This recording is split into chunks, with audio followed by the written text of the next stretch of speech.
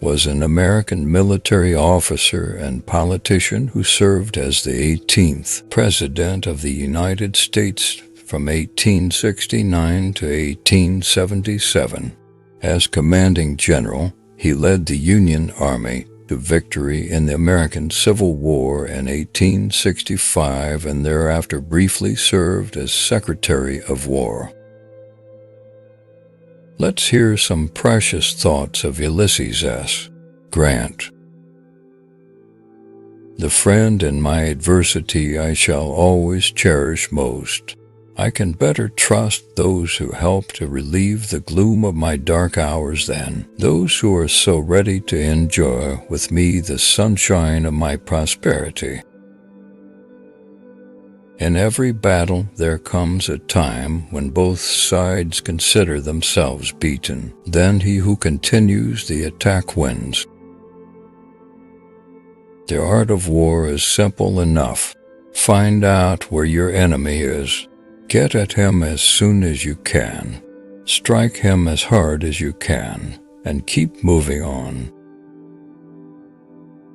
My failures have been errors in judgment, not of intent. Everyone has his superstitions.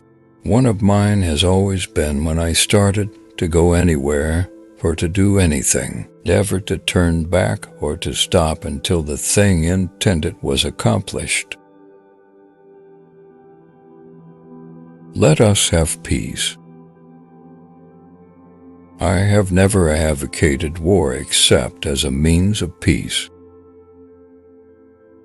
Leave the matter of religion to the family altar at church and the private school, supported entirely by private contributions. Keep the church and state forever separate. I know only two tunes. One of them is Yankee Doodle and the other isn't. Hold fast to the Bible. To the influence of this book we are indebted for all the progress made in true civilization, and to this we must look as our guide in the future. I have nothing to do with opinions. I deal only with armed rebellion and its aiders and abettors. If you see the President, tell him from me that whatever happens, there will be no turning back.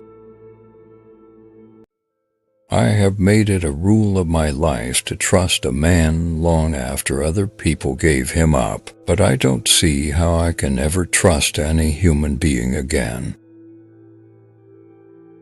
Labor disgraces no man. Unfortunately, you occasionally find men who disgrace labor. No other terms than unconditional and immediate surrender. I propose to move immediately upon your works. Nations, like individuals, are punished for their transgressions. Declare church and state forever separate and distinct, but each free within their proper spheres, and that all church property shall bear its own proportion of taxation.